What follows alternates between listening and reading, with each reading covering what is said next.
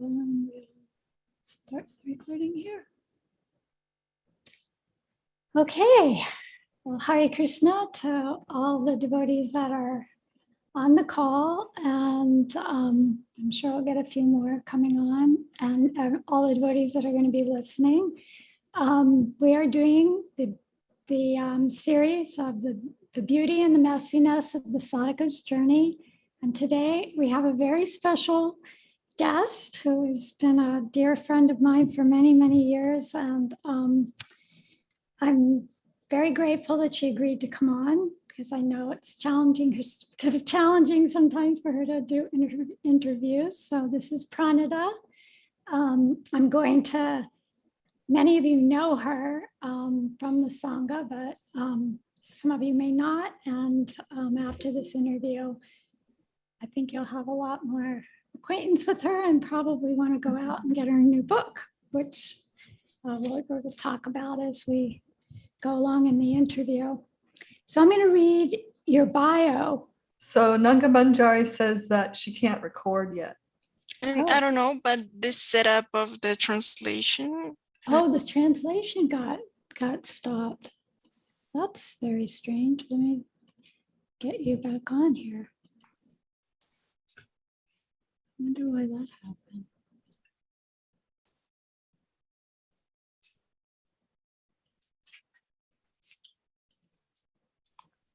Okay, you're back on there. So now you should have both of them. Is that good? Okay, great. She's good. Okay, so I'm going to read Pranada's bio. So she joined in Los Angeles Temple to serve Prabhupada at the age of 17. And that was back in 1975. And she was accepted as Srila Prabhupada's disciple in 1976. She distributed Srila Prabhupada's books in Los Angeles airport for many years. And she served the Back to Godhead magazine in various roles for 30 years and served the BBT, the Bhakti Vedanta Book Trust, in various ways for nearly 10 years.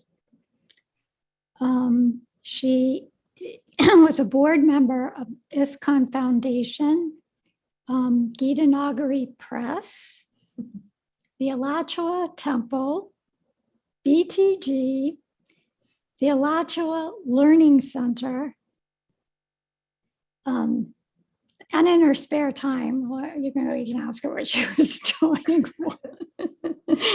And in her service at Gita Nagari Press, she was honored to be able to produce the last 2 volumes of Srila Prabhupada Lilamrita for the BBT. So some pretty significant services that she's done in her past years. Beginning in 1990, she published, edited, and financed the international quarterly newsletter called Priti Lakshanam. And that was a little newsletter to educate devotees about the role of women in ISKCON and provide an avenue for devotees to communicate with the leadership around topics of concern. And in publishing that newsletter, she encountered many social needs within the international devotee community.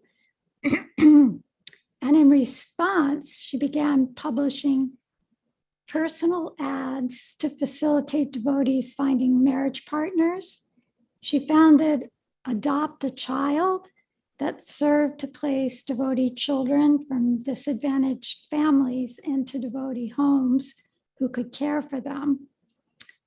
And with another devotee, Sudharma Devi Dasi, she helped establish the ISKCON Women's Ministry, now known as the Vaishnava Ministry.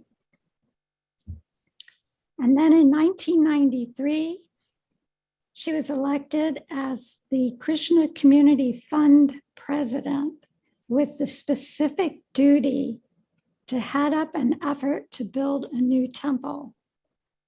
To spearhead this, she brought together a team of devotees. A fundraising campaign began in November of 1993, and building plans were finalized, an architect approved them, and a contractor was chosen. They opened the doors mid-morning on Janmashtami Day in 1996. So very beautiful temple in Alachua. And Pranada was very instrumental in making that happen. She worked with Tamara, Parni, Manoram, and Radha to launch Krishna.com in 2000. So Krishna.com is a, at one time, it was like the place to go for information about Krishna consciousness. That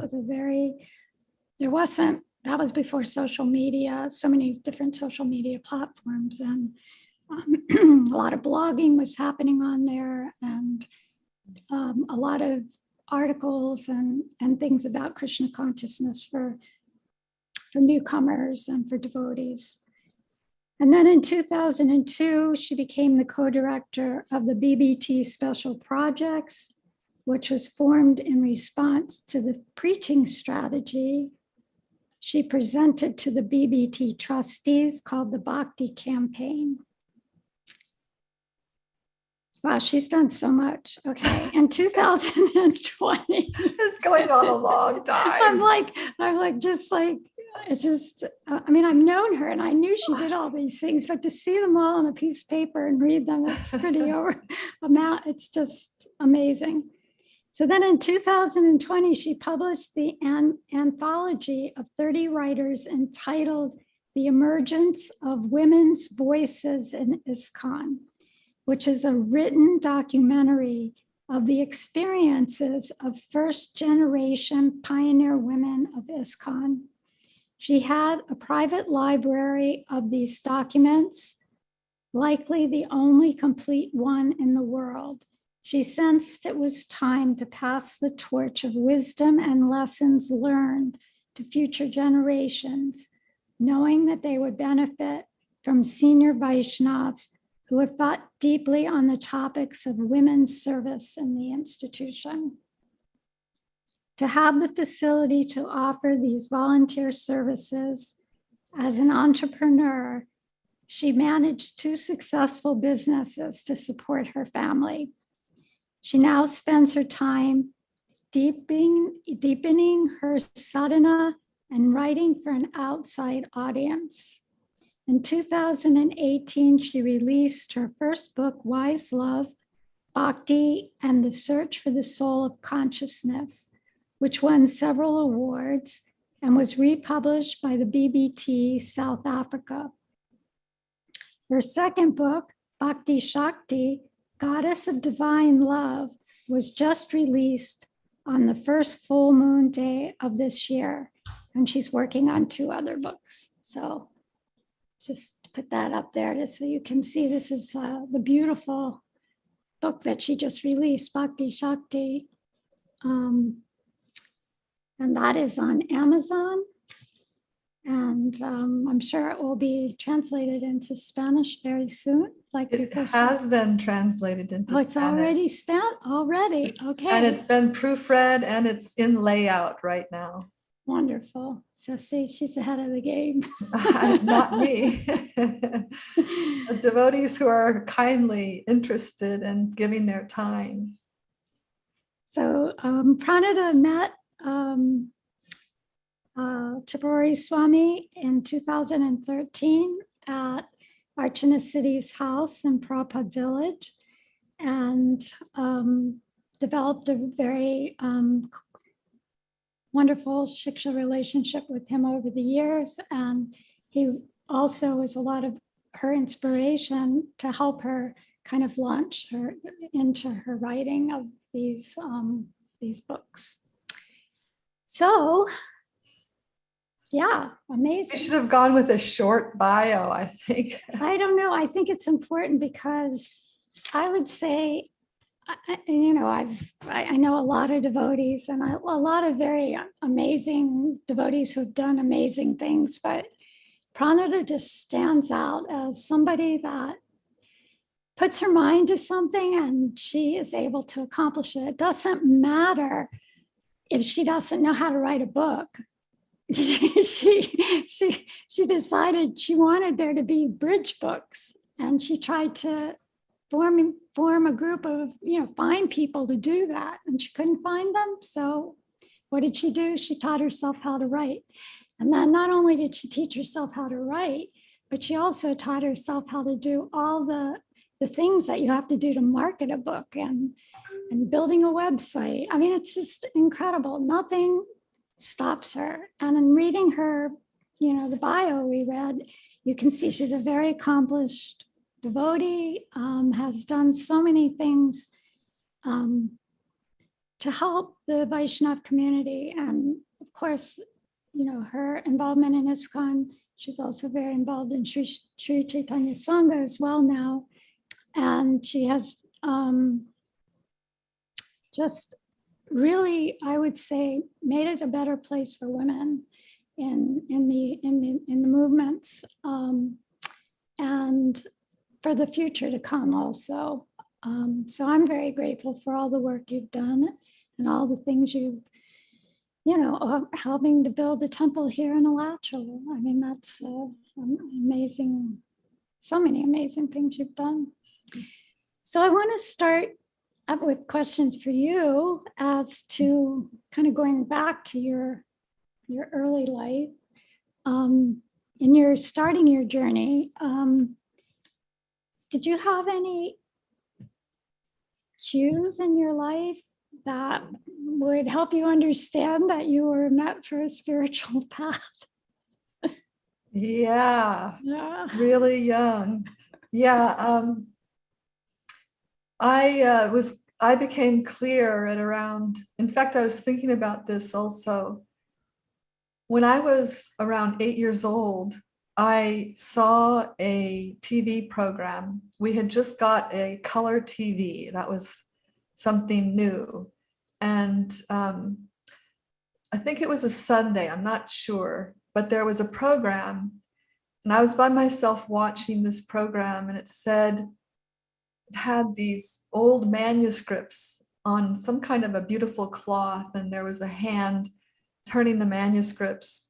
And the narrator said, these precious books of wisdom are being lost to the world, and the language that they're in, few people know, and those who know are dying, and we could lose this body of knowledge. And I turned the TV off and I sat there, and I was really like very disturbed. I was really worried, and I thought, how could adults let this happen? That something as precious as spiritual knowledge could be lost to human society. And for some reason, this impacted me so deeply that I became obsessed. I think this is like a character trait that gets me to do these things, is a little obsession, which is actually a negative, can be quite a negative, something I've had to work on as a devotee. But I became absolutely distraught with this thought. And I didn't tell anybody, but I felt like I was desperate for that not to happen. And I began to pray in a very almost frantic way. Please show me these books of knowledge. Show me the absolute truth. And I felt very lost and very worried that this was never going to happen in my life.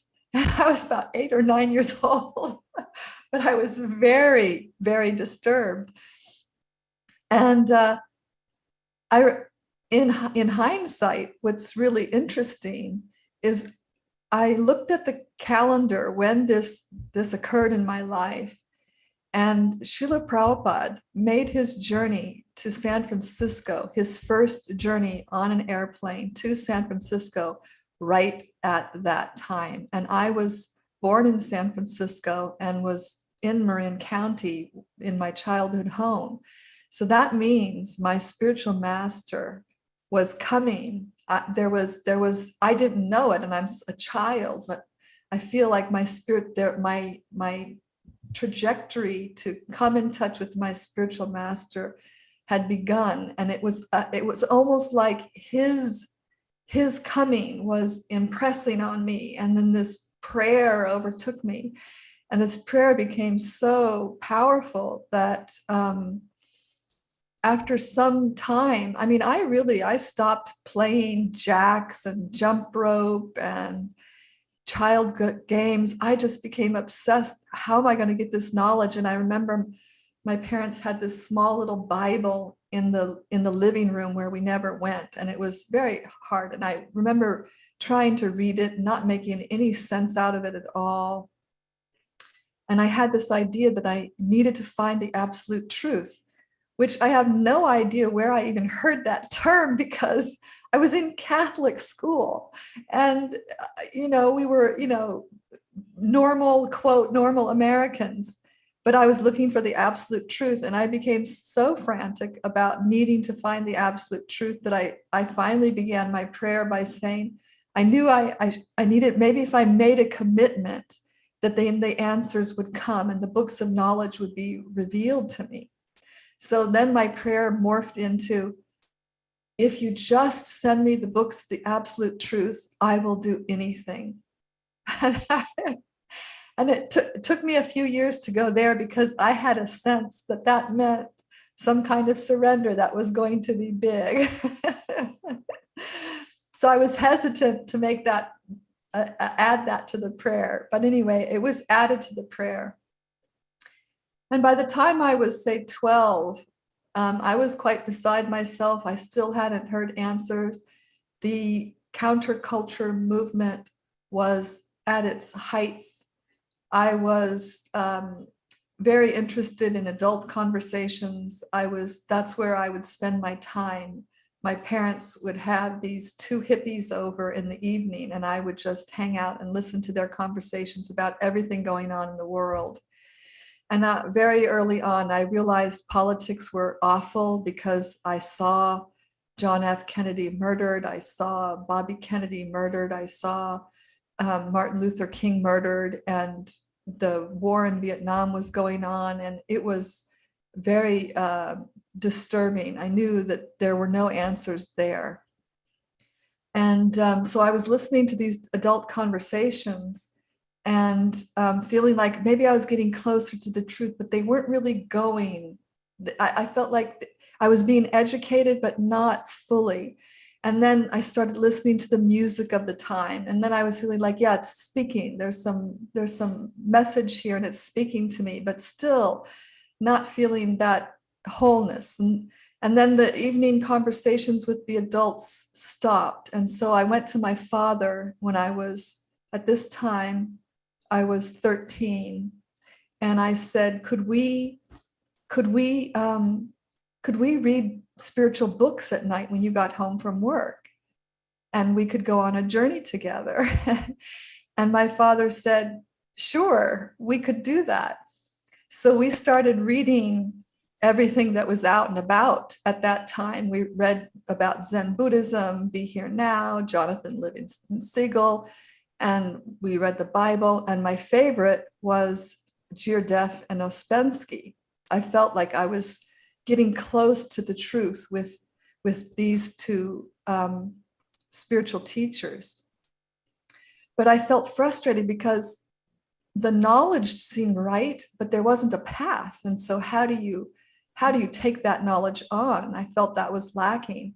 So I started making trips into San Francisco by myself, which was quite a long journey. I'd have to take a bus into the Larkspur Harbor, take a boat into Sausalito or San Francisco, then Sausalito, to San Francisco, take a bus in San Francisco, and I visited the Zen Buddhism Center in San Francisco that had just opened. And, here I am, 13-year-old girl alone doing meditation, Zen meditation. And I thought, oh, this is interesting. And the teacher would walk around with this thing and hit students to wake up because they were sleeping. And I listened to some classes. I think like some of the big teachers were there at the time. And I went a second time thinking that I just needed to learn more.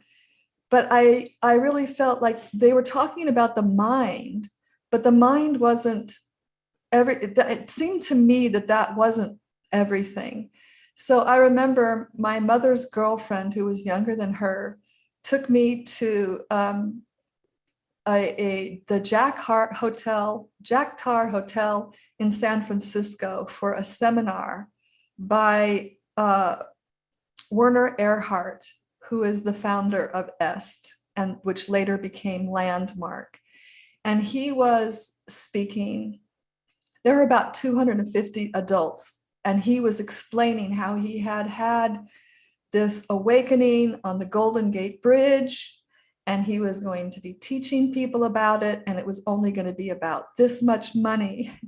And the audience was just, thunderous and applause. And I was looking around and thinking, what are they applauding? Everything he's talking about, I've already heard, and it's not revelatory. And it seemed to me that these adults were being taken in by this that wasn't fully. So I was really like, and my prayer was getting more and more intense, and I was not making progress. And I was just, you were just very, very precocious. Oh my God. I was beside myself. So then I decided that I was going to go get the autobiography of a yogi for my father's birthday, which would have been his 34th birthday. I was turning 14. So he was just, 20 years older than me.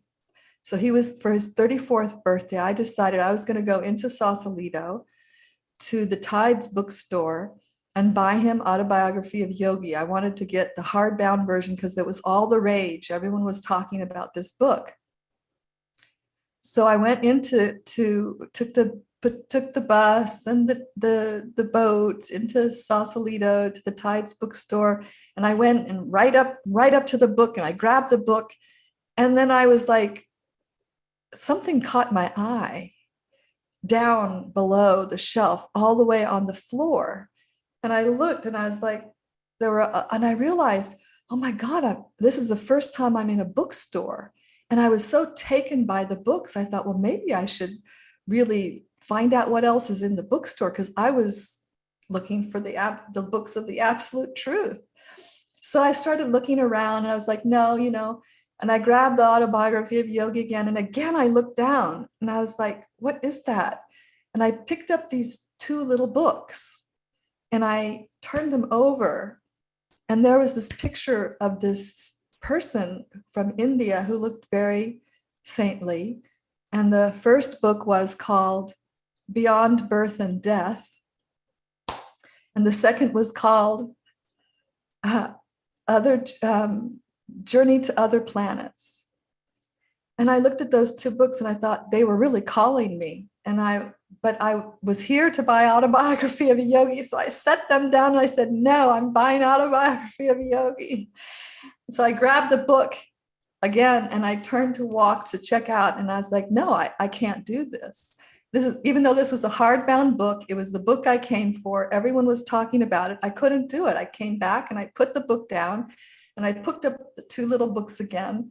And I was just like, I don't know. And then I finally just had to shut my mind off. And I said, okay, I'm getting these two books. So I took these two little books to the checkout, and I bought these two little books, and I went home and I wrapped them up, and my father opened them up, and his face just dropped, and he just went, oh, and he looked at the other one, he went, oh, and he put them down, and I was just devastated. I was like, oh, I got the wrong books, and my father doesn't approve. And was very meaningful for me to have him approve. And I was so disappointed in myself that we didn't read those books. We never picked up those books. Then my father became very restless, and my parents became like hippies. And a couple years later, they announced that we were selling everything. We were going to buy a Jeep and a trailer, and we were going to travel to Honduras and start a scuba diving business. And we were leaving everything behind. And I was not finished even with the 10th grade at that time. And I was not happy because I wanted to finish school. And I was like, I do not want to go on this trip, but I felt obliged to go with my mother for different reasons on this trip, which turned out to be and my father was very much into the books of Carlos Castaneda's. And he just thought that those were the books. That was the truth. And so we were going to go by vehicle down into Mexico, travel into South America, meet one of his friends in Honduras, and start a scuba diving business. And he was sure we were going to meet some shamans. We were going to take some mushrooms and have revelations and find the truth. And I was like, okay, maybe, but I'm not really happy about this. So we take off, and my father had a problem with alcohol and drugs, and he wound up leaving us down there for some time. And while he was gone, there was a major hurricane which wiped out Honduras. And so we were no longer we were in Mexico at the time, and we were no longer going to Honduras because it was completely devastated by this hurricane. Then he landed and he said, well, we're going to go to Santo Domingo and do the business. So we went to the end of Mexico. By this time, we had just some few belongings, but now we were going to sell the trailer and the Jeep in Mexico and take a plane to Santo Domingo with just like maybe a suitcase, each of us, and that was it. So we go to Santo Domingo. That turned out to be quite an adventure. I learned scuba diving. I taught scuba diving. I took out scuba diver, tourists on scuba dives.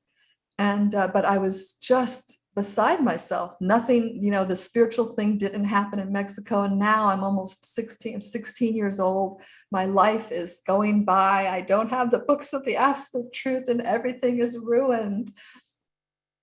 And I was actually getting suicidal. I could not imagine living without being given the gift of spiritual knowledge. So we were there for a while. It was not working out well, and for the family, financially and otherwise. And I remember at one point, my father and mother said, well, let's invite your sister my sister had stayed back in California. Let's invite her for her birthday. We'll have a party. So she came, and she came with 2 boxes, boxes and evidently we had saved those boxes. I had no idea that anything was left in California, but there were 2 boxes and she brought them. So I sat down and I opened up these boxes just to see what it was. And I thought it was just going to be a, whatever. And oh my God, I pulled out Beyond Birth and Death, An Easy Journey to Other Planets.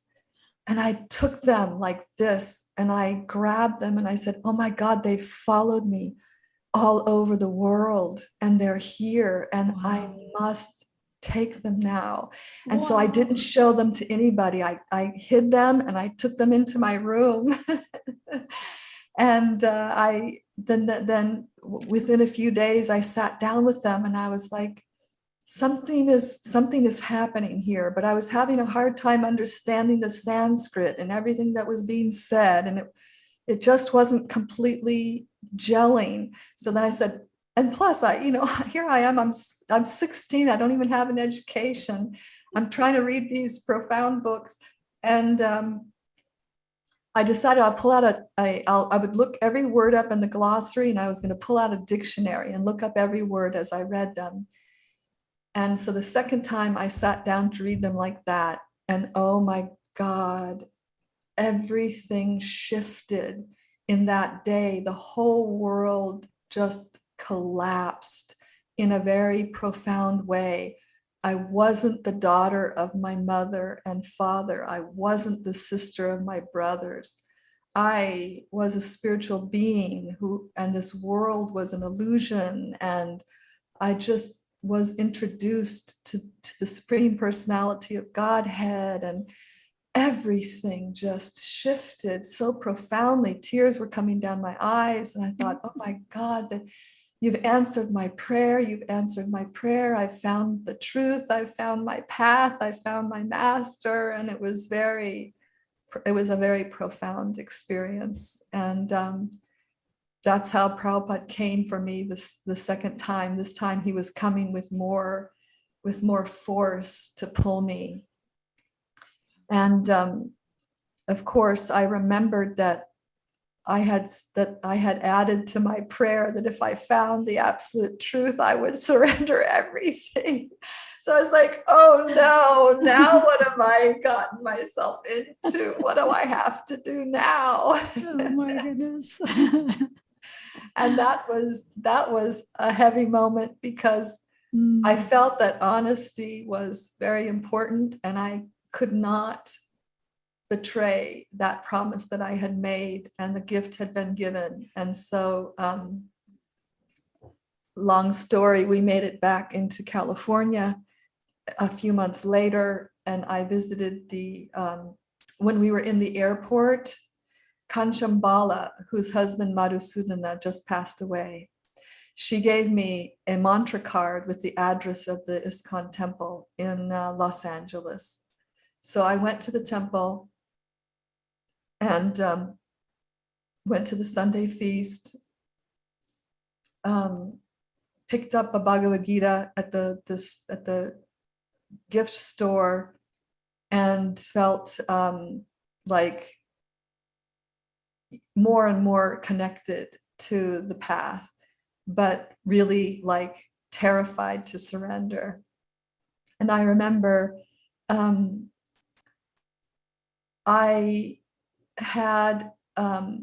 we were leaving the temple, and Rameshwar came up to us. He was a brahmachari at the time. And he started speaking to me. And then pretty soon, a lot of devotees were gathered around me listening to his preaching. And he was just going on about how there's a path, and there's, he was teaching me a lot, but he was also demanding surrender. And he's like, why don't you stay? And I was like, oh God, no. Anyway, then I went home, and the whole time going home, I was crying because I knew I was going to have to surrender. This was it. And about 2 weeks later, I moved into the Los Angeles temple. So that's how Prabhupada saved me, and it gave me hope and a chance. Such an amazing story that you have. She also has this all written in her memoir that she wrote some years ago, and we're hoping that we might be able to get her to put that out for publication in the near future. We'll talk more about that. Yeah, so beautiful story of how you came to Krishna, and obviously picking up where you left off from your previous lifetime, no doubt, with that early prayer of yours and that intense desire really just welling up inside of you to find the absolute truth, whatever that meant to you. Yeah, and then Prabhupada's books had that term in it, and then I knew, because he uses the term absolute truth. Absolutely. And I had never heard that phrase before. So It just had come to me. So I was like, another confirmation. Yeah, another confirmation. Yeah. And I know when you first saw Prabhupada, your experience was meeting an old friend, seeing him and connecting with him. That really solidified it, and it really has been it really has kept me on the course through like a lot of difficulties, is that being in Prabhupada's presence and being completely transported to another realm, just being in the same room as him, and having a tangible experience of the spiritual realm by hearing someone on a tape is different than hearing them in person. There's a different kind of transmission that affects the heart, and I think you can get as much, I do think, but it's a different experience, and it's a very profound one to sit in the presence of a realized soul that is transporting you. And then he, by chance, yeah, there's a funny story I can tell you, but before I tell you the funny story, I will say that he would go out on a morning walk every morning before greeting of the deities. And he would come down from his rooms. And so there would be a little band of us standing on the cement platform on the side of the temple where he would come down. Then he would get into his car and he'd go out for his walk. And so we would wait at the bottom of the stairs, and usually just a few women, and give him some flowers, pay obeisances, see him up close. And one day I decided that it was such a beautiful scene, I wanted to see it from a little bit of a distance. So I went, instead of standing right where he came down, I went to the other side of the car. And there was a little doorway to the other building right there. And there was only one person could stand there. And I thought I was hidden, actually. I thought I was hidden. And I was just taking in this beautiful scene of Prabhupada acknowledging the different devotees there and accepting their little offerings. And it was just so beautiful and so much love. And I just was in heaven watching this. And then Prabhupada got in the car, and all of a sudden, I realized he was looking at me, and I thought I was hiding. And I was, worried, like, oh my God, I've made myself visible, and that's awkward.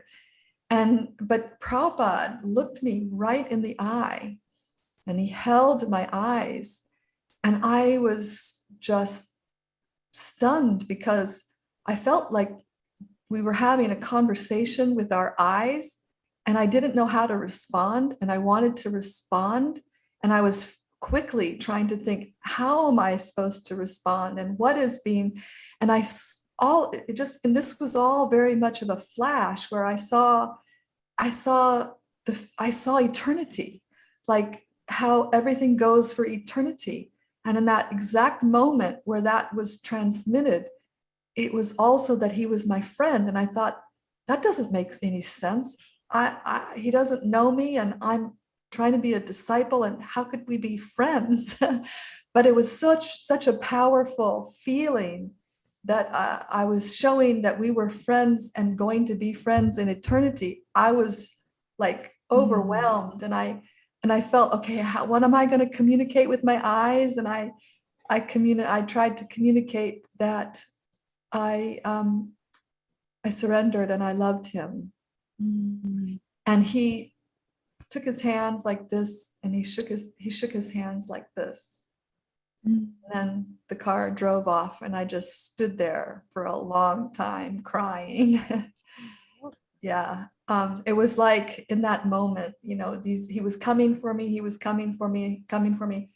Now he's got me, and he grabbed me very, very tight with that look, with that vision that he gave me, that he opened up.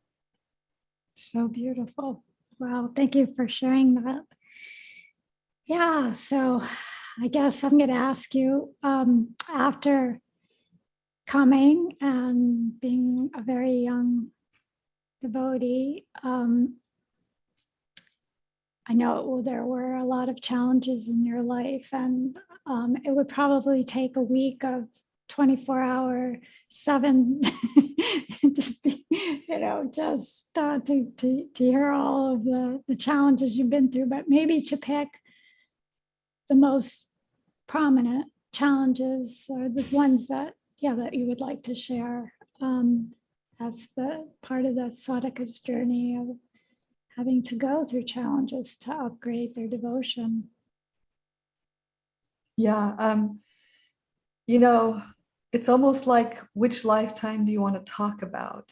Because it feels like many lifetimes that in this life has been, and because you've been on the journey with me since 1980. Yeah, a long time. So yeah.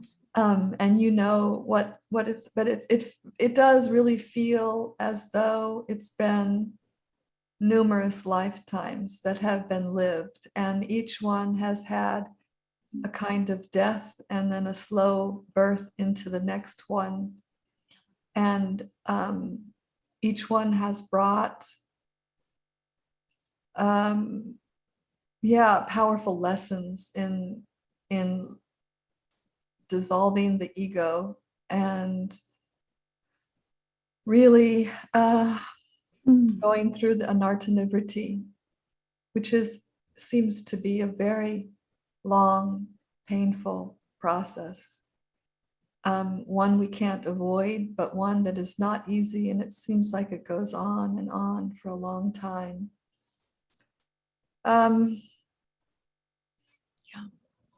I would say that, so which one is the most, it seems, in one way, I could say one is more impactful than another, but honestly, these tests have built on each other, and they have all been like acid tests, like each one going through like a living hell.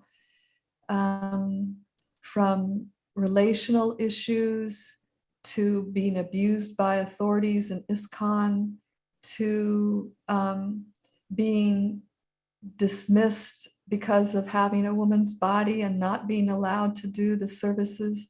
I mean, it sounded like I did a lot of services from that bio, but I was prohibited from doing a lot of services that I would have liked to do and offered as a seva. So, and then, raising a child that chose a different path and was in really severe difficulty,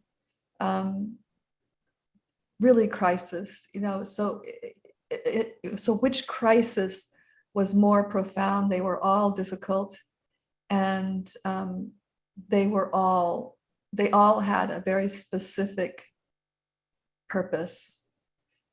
And I will say that we have a few minutes. So what I will say is that the one that was the biggest test, in my estimation, brought me to the point where I was ready to re-look at my commitment to Krishna consciousness, to Bhakti. And I thought maybe I made a mistake when I was 16, and I was very angry. I became very angry at Krishna. I became very doubtful of Prabhupada about some of the choices that he had made in guiding ISKCON. And I was in a very, very dark place. So, and this went on for some time, some years. I held on to the chanting, but barely. And the chanting, I wouldn't say was all that attentive, but I felt like until I had made a decision that for sure I was leaving Krishna consciousness, I shouldn't give up the chanting, because I felt like that would be a way to clarify So so you see some faith still remained, but the faith was very deeply shaken. And what I did is I went back to studying a lot of the different paths, and I went back and looked at a lot of different books, and like where would I go if I was giving up the path of bhakti. And I went through this intellectual exercise where I said, well, okay, there's atheism, but that just didn't ring for me. And then there's agnosticism, and that also wasn't, I just couldn't intellectually support either one of those positions. And so then I was thinking of, Buddhism and impersonalism, and get away from a personal God, maybe it'll be a little easier. He's a little heavy on you. So I looked at impersonalism, but when you think about it, it's not a very rich worldview and offering that, I just felt it's only partial. Once you're exposed to Gaudiya Vaishnavism, then you see how these other paths represent just a portion of the absolute truth. So that wasn't working. Then I was looking at the Christian mystics and the Sufis and the mystics in the different tradition. But I came back to all of there's threads of bhakti here, but the fact is that they are that Gaudiya Vaishnavism has this wealth of information, and when you come down to it, what is it saying? It's saying God is a lover, God is joyful, God is a youth. And I'm like, that's a really beautiful but seems reasonable perspective on the absolute, that why would he would be youthful, he would be happy, he would be loving. And so I just was like, okay, I can't quite cut the cord with bhakti, but it's not a blue God, and I don't believe in Krishna. So I had this real standoffish, and I even would say, I'm not making one more step toward you until you make a step toward me. And just this deep crisis of faith that was very unbecoming and unfortunate. And then I had an experience one day that spoke more toward the heart. And I was in my temple room, and I had just placed many fragrant flowers. It was spring, and I'd placed many fragrant flowers around the altar, and they smelled very beautiful. And I was cleaning the room, and I felt like it was a wholesome atmosphere, and cleaning felt good to me. And all of a sudden, all the memories of the moments of my seva or chanting that had transported me flooded me, like almost threw me on the ground with so much power. The moment that Prabhupada looked at me in the eye, what happened in that moment, my experience of sitting with him in the temple room, my experience of being on book distribution and transcending the body so completely that I never wanted to come back into the body, because you were just a member of Lord Chaitanya's Sankirtan party, and you had left the planet Earth. And the time that I sat down with my japa beads and had a very deep experience of being a spiritual soul, not the body. All these moments that were so profound, they just flooded me. And I just went, oh my God, I can't deny this. And the books, the way they came to me and how they called to me in that store, and how they followed me around the world, and how Prabhupada saved me, and the services that I did, and the association that I had, and it became no longer an intellectual exercise. It was grounding back into, I experienced this. This is real, and I am not going to deny this real experience. And so that was a transformative moment where I just said, okay, take back up. And I still had a standoffish attitude for a few years. And I went through another couple of crises after that main one, which had set me into that really dark place. And I had to deal with those crises. They were consuming crises, helping other people live through attempted suicide and harming each other, and then getting my granddaughter when she was 2 years old and raising her for some years. It was extremely taxing. And I knew at that time that I was trying to make my way to hear from Tripurari Swami. I had spoken with you a few times, and I had said, do you think that I could have a conversation with Maharaj? Because I remember him from book distribution days. And I mean, he was a prominent member. He was an upstanding person that was highly regarded all over the movement, all over the world. And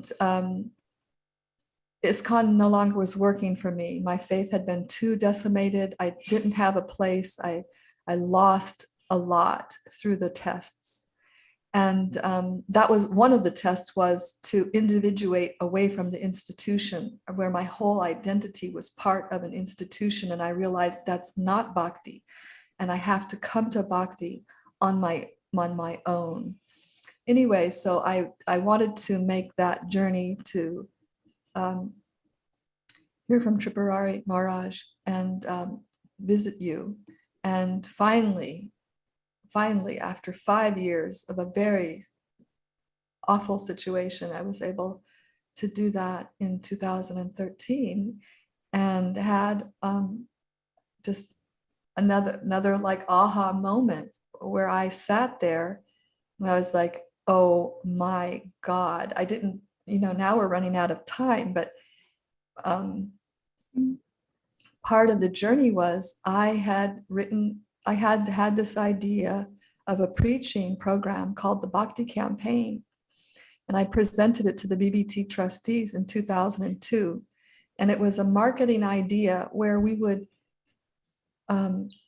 get devotees to write books for an outside audience that would be relevant and relatable to it. Because I felt so strongly, Prabhupada impressed on us, preach to your American brothers and sisters. And the institution had been serving to a large degree Indian-bodied people who have an obvious connection to Krishna consciousness and come very easily. But Prabhupada wanted us to preach to our brothers, your Westerners. So I felt like we were lacking in that, and that we had missed the boat, so to speak. Like ISKCON had practically made vegetarianism popular in North America, but we've never been credited for that, for the beautiful Sunday feasts that Prabhupada started, and the Food for Life programs, and how we brought that into the awareness of the American public in a really big way. So I felt we should not lose that opportunity with the term bhakti. I wanted to make that a household word that people would know, defined according to Gaudiya Vaishnavism. And so the Bhakti Campaign was to find authors to write books, put them on a speaking circuit along with kirtan. Now, this was before bhakti and kirtan entered the yoga asana community. This was before that happened. And when I presented that to the trustees, they were like, wow, yes, let's do this. And so I said, I need $500,000 and I'll do it. And they immediately formed a division of BBT, and I was the co-manager of that with another devotee for 5 years. But the funds were not forthcoming, and the co-manager wanted to do many other things. They wanted to raise funds. They wanted to develop an editorial department to encourage writers. They wanted to raise friends. They wanted to do all these things that we had to do the groundwork first before we got to the Bhakti campaign. And after 5 years, I just said, okay, this isn't happening. And we had actually looked quite extensively within the devotee community in ISKCON for writers. And for one reason or another, we weren't finding them. So I resigned in 2007 from that initiative. And I felt like really the BBT was my last hope. I felt like I didn't have a place in ISKCON. BBT was my last hope for a place. And it was finished. It wasn't. So I really felt like, where is my seva? And that's when the little voice came and said, write. And I went, oh no, I don't know how to write. No, I'm not writing. That's not going to work for me. And anyway, I went on this long journey of trying to learn to write because this voice would not give up. It was not stopping. And I was trying to push it away and it wouldn't go away. So, but I was having a hard time coming up with the angle to present Krishna consciousness, the angle to present bhakti that would be breaking through dogma and the strict rules that were, I felt so, and the sectarianism that I had felt and I had become very burdened with. And I had been working through removing all the ISKCONisms out of my vocabulary. And I was trying to find words, like I was coming up with the phrase conscious heart.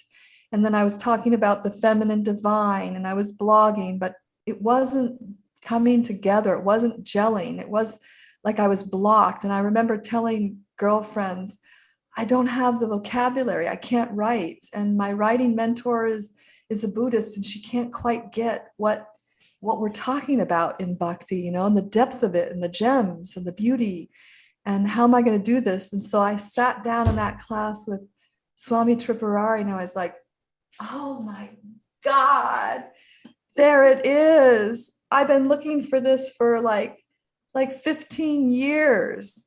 And I could not believe how he moved me. I was not expecting, I wasn't going up there thinking, okay, I'm going to be like a follower of Tripurari Swami, and this is going to be, I was hurting, so I needed some good association, but I wasn't thinking, in fact, I was very guarded given all my experiences. I was like, this is not necessarily we're going anywhere here. I'm just checking things out. Just coming for a little visit. Well, I'm just coming for a visit. And the first class, I was like, oh my God, Krishna.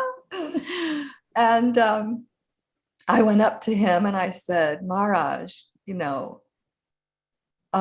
could you write a book for an outside audience? It's just so powerful the way you speak. And how you relate in such freshness, bhakti, and the path, and the theology, and the philosophy. And he said, no, my service is to serve the practicing devotees, and those who hear from me should write. But I heard that and I thought, I really can't write, but he said that at the time. And then I was going to then, I had an idea, well, I'll take his work and put it into a book because his work is so beautiful. And so I started transcribing his contemporary talks and I spoke with him about that and he encouraged me. And so I was going to gather the essays together and put them together. But when I started writing them, putting them together, I felt that there were holes and I needed to fill in the holes. I don't know, I had this idea. And anyway, that initial project didn't come out. And then Wise Love came out as based very strongly on his contemporary talks, but writing in my own voice and not, my idea was just to transcribe and then edit and print those, but I wound up not able to do that. I wrote from scratch, but drawing heavily from his his teachings and the way he spoke about it. And so that's how Wise Love came out. And I feel very indebted to Swami Tripurari. I feel my life is very enriched. I feel like the acid tests that I went through were preparing me to be able to really take advantage of his association so that I could be elevated further in my progress. And I feel that has occurred in a significant way.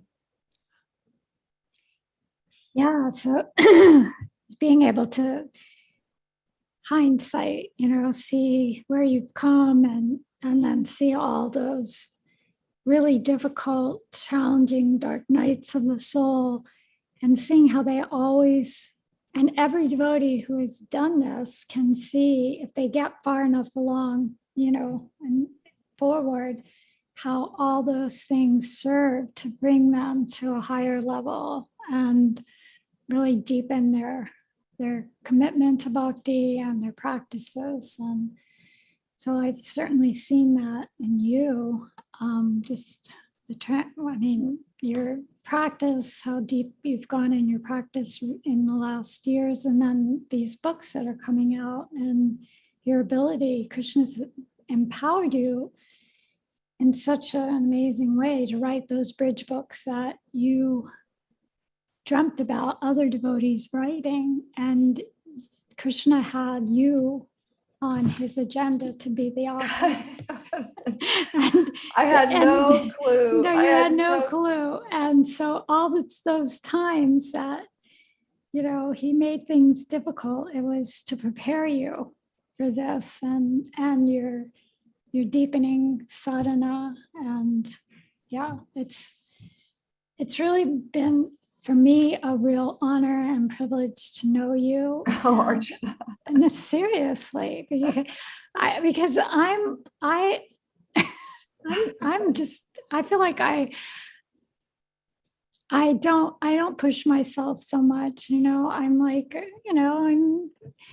I get ideas and I start things, but I'm not great always at the follow through. And so I'd actually have a friend that takes things from point A to point Z and just can push through all kinds of obstacles. I mean, it's really, it's very inspiring. I don't have that nature. And so I'm not going to be, that's not going to be my contribution in this lifetime, but to see someone that has that and just how much you have helped so many people in a big way and on a very micro, I'm a macro level, I'm more micro. I do helping on a micro level and you do it. Well, one thing, just to put things into perspective, because that bio was very long and you're now trying to glorify me a little over the top here. So I'm going to say one thing is that, we have our strengths and we have our weaknesses. And oftentimes our strengths are also our greatest weaknesses. And so I'll tell you this funny story. I've told you this before, Archana, but I'll share it with others. My mother said that when I was born, the doctor held me up and my head was completely straight and my eyes were completely open and I was clearing my throat and looking around. I was standing. They didn't have to clear my throat. I was clearing my throat myself as I was born. And I was standing at 4 months. I was walking at 8 months, and people would think that it was like a wind-up doll because I was so short and thin, because I was only a few pounds, but I was walking with little curly hair, and they thought it was like a toy doll because I was so small walking. And then I potty trained myself at 10 months because I wanted to wear the little white lace panties. So at 10 months old, I wanted to wear lace panties. and so I potty trained myself. So, I mean, this is like some karmic thing coming from the past. And it's also been my greatest nemesis where, I'm pushing through when I need to pull back and listen and slow down and go deep instead of doing, because I felt like I had to accomplish.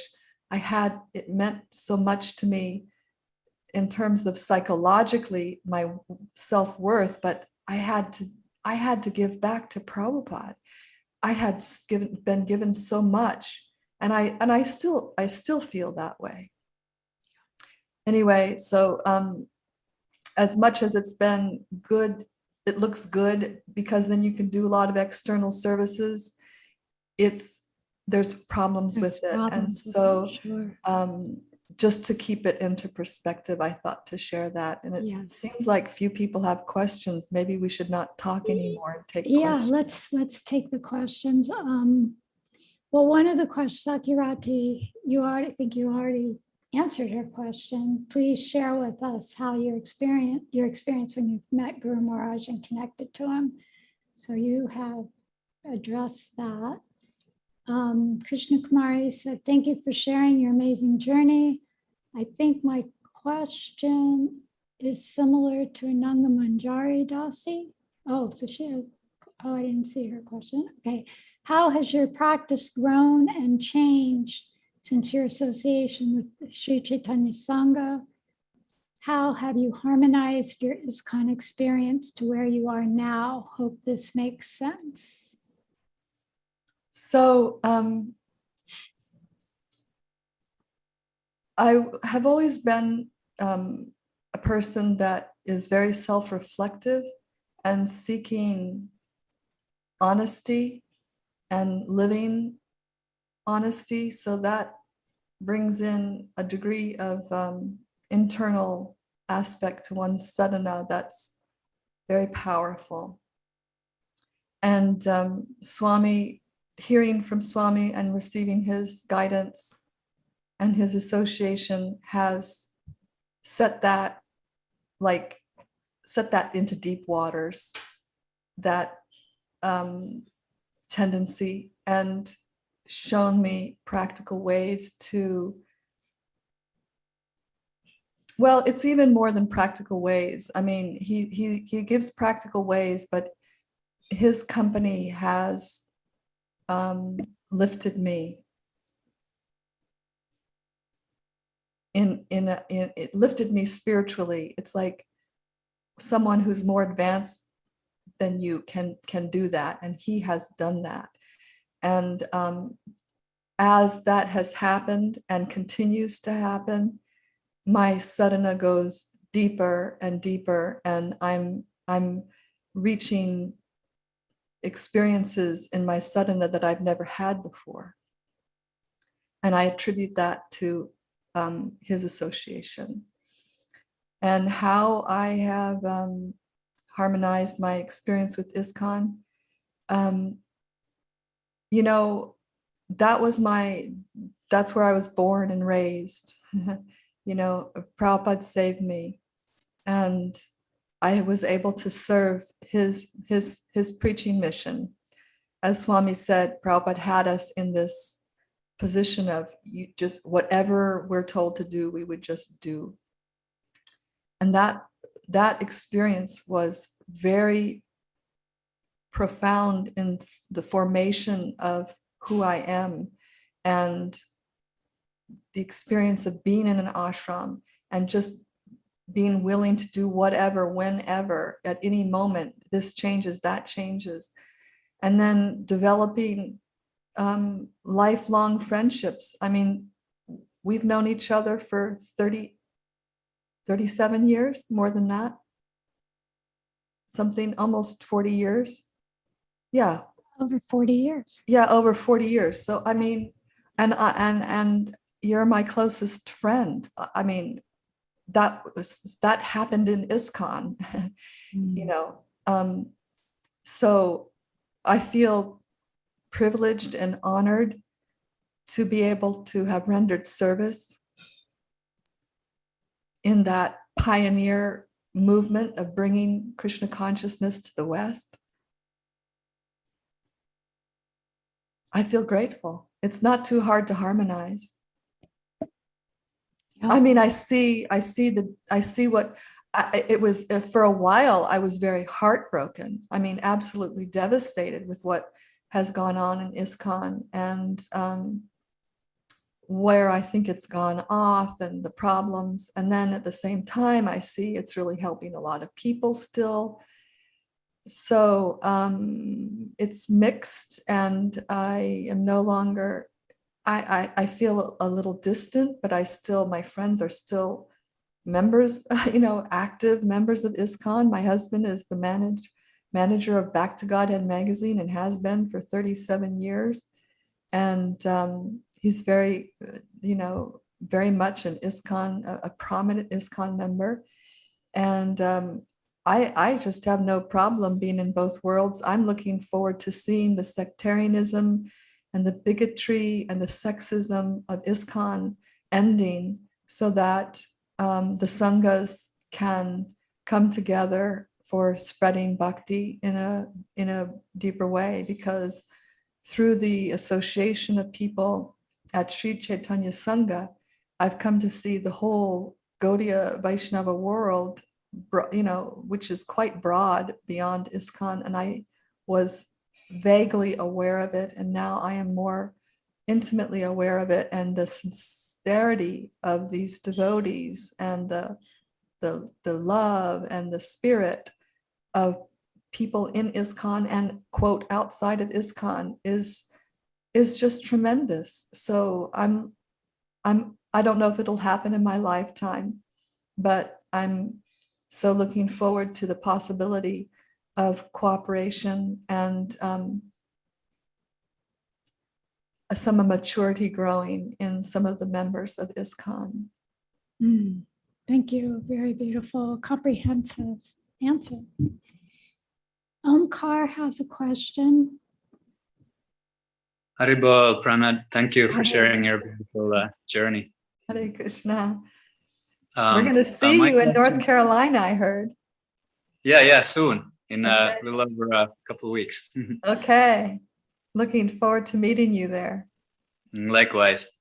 My question is in regards of thank you for that intimate share of your experiences with Srila Prabhupada and how it transformed your life and those experiences. And that type of experience, I guess, is you shared it so nicely and fluently and sort of in a manner that it's very inspiring to me, and I'm sure for others as well.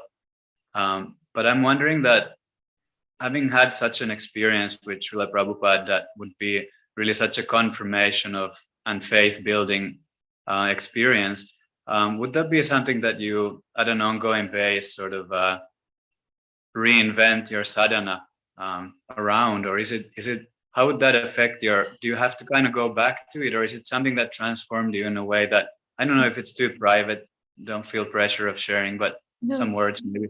Yeah. I think I understand what you're saying. Like that, I explained that moment that Prabhupada looked me in the eye it saved my spiritual life when I went through really serious crisis. So it was there, and it always kind of held me, and then it saved me. But spiritual life is not static, it is dynamic. And so many people had that association with Prabhupada and then left him. So it's not just that you had that association and then you're going to be carried. It's up to us to invest ourselves, and it's on a daily basis. That's my experience. It's not just this week or this month, but on a moment, it's becoming more profound for me, this moment to moment moving into meditation and understanding my insignificance, my dependence, my intensifying desire to be of service, to one day directly serve the prince of Vraja and the daughter of Vrishabhanu Raj. And it's just, it's ongoing. I mean, and that's what Swami talks about. It's an eternal becoming. So that's my experience, is that it's not only, it's becoming more and more, not less and less. More and more is asked of me, and more is given, and through the association of devotees, I'm shown. I'm kept in check and balances. And tell me if that answers what you were looking for. Is that addressed? Yeah, well, thank you. That was far more than I was expecting that you'd say. I wasn't expecting anything, but thank you. That was wonderful. Yeah. That's I relate with that we have to still put the effort no matter what we experience. I think that's a really, really beautiful point. And I mean, your experience says everything, right? So yeah, we can't. It's never going to be that we just rest at a certain point. I mean, it's kind of it's like, sorry guys, but we're not going to just rest and relax here. This is a full-on commitment, and it takes every ounce of everything we've got to come to the point of giving our very self, and with love. And it's just incredibly beautiful, but also asking everything. And if you slide along for a little while, you're just going to have to make up time, lost time. And the more I'm practicing, and the longer I'll tell you one thing. I pay obeisances to Prabhupada in the morning, and I go back to that experience as a child, feeling I could miss my opportunity in this life for the absolute truth. I can't begin to explain to you what an existential crisis those 8 years were until I read Prabhupada's books. It was a very deep samskara, let's put it that way. And so that samskara stays with me, and I think I've got to be serious. I can't lose this opportunity. Like Prabhupada came to San Francisco when that prayer started, and I feel like I only saw Prabhupada one time, and I feel like my trajectory just barely touched his, and then he was off, and I've been here without him for all this time. And then it took decades to be moved in a similar way through hearing from Tripurari Swami. And it's like, this is so rare and it's so precious. And how do I don't want to miss any chance here on a daily basis. And it just brings me to tears every morning when I pay obeisances, like how this is so urgent. This is just so urgent. Wow, how valuable. Well, how valuable. That's something to aspire for. Thank you. Hare Krishna. Nice to meet you. Hare Krishna. Sorry. So Pranada, there's one more question in the chat from Ram Mohan. You want to ask your question? Pranams, Pranada, Haribol. Thank you for, I'm sorry, I missed the first half of the interview, so I apologize if my question was covered with during that time. I'm curious about your name. It's partly because I'm half French and it's French sounding. So. Oh, okay. I thought you were asking me about Pranada, because there's a story about Pranada. I'd like to know both. Yeah, please. Nagaraj Prabhu, my husband, is French Canadian, and that's how it's comme toi. And but when I received the name Pranada, all the women at the fire sacrifice that I was in received the name of the Ganges. So Vegavati, Gangagati, Janeshwari. And I really wanted to have a name of Radharani, because, that's what women want to do. They want to have a name for Radharani. And they said Pranada. I went, oh my God, that's awful. I hated that name. And I went up and I looked, they had the names posted on the prasadam room door. And I looked at my name and I was like, oh my God, I really hate that. And I would hear people say that name. And I was just like, oh, that's really a gross name. Anyway, it took me some years to get used to it, like a lot of years, like maybe 25 years. And Prabhupada had named 2 disciples, Pranada, myself, and a man. And I thought it was like a man's name. I was like, why did they give me this name, Pranada?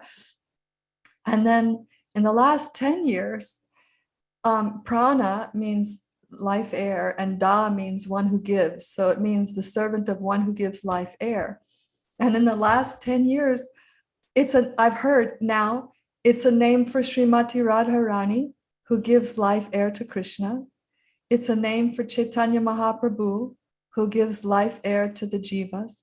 It's a name for Krishna, who gives us life air. I was thinking, wow, what a far out name. That's beautiful. Thank you. Thank you for sharing. Yes, thank you so much. And I didn't know you didn't like your name for all that time. I had a hard time. New insight for me, and that you come to understand it in a deep, beautiful way in the last few years, last 10 years. So I think on that note, we have Omkar put amazing in the chat. So I think maybe you could just give, just as a closing remark, the most valuable thing that you've learned in your 47-year journey as a sadhaka, that you would, something valued, just a gift in like a few short sentences. I think that the greatest gift is the holy name, and holding firm to that holy name through anything is the most important conversation we will have in our life. It is putting us in the position of being guided directly by Krishna, and he does guide, he does answer. He has saved me numerous occasions. And I feel that really it was through the holy name directly that the relationship has developed and is possible. And I feel just overwhelmingly grateful for Krishna's holy name. Beautiful. Well, thank you so much, Pranada. And I apologize to everyone for not telling you who the interviewee was going to be this week. We had to keep that.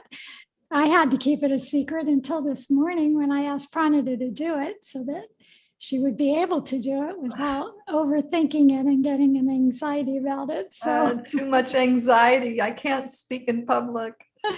So it worked out, and I'm so happy, but I do apologize for not, usually we send out some notices about the call, and we weren't able to do that this week. So anyway, we've got this beautiful interview up on Sri Chaitanya Sangha for however long this technology is still available. Yeah, just very grateful. I think what you shared today will really inspire a lot of devotees and give a lot of hope to know that you can go through some really, really dark, really hard crises, and if Krishna will help you through it. And thank you, and we look forward to all your other books that are coming out, and hopefully the memoir. We'll talk more about that. We'll see if I have the courage to do the memoir. All right, my dear devotees, in the next month, we will not be doing the interviews. There'll be special classes all throughout March for Sri Chaitanya Mahaprabhu. So we'll resume our interviews in April. So thank everybody for your participation and your support. And it's wonderful when you come on. It's so nice to have some people to actually look at while we're doing the interview. Jai.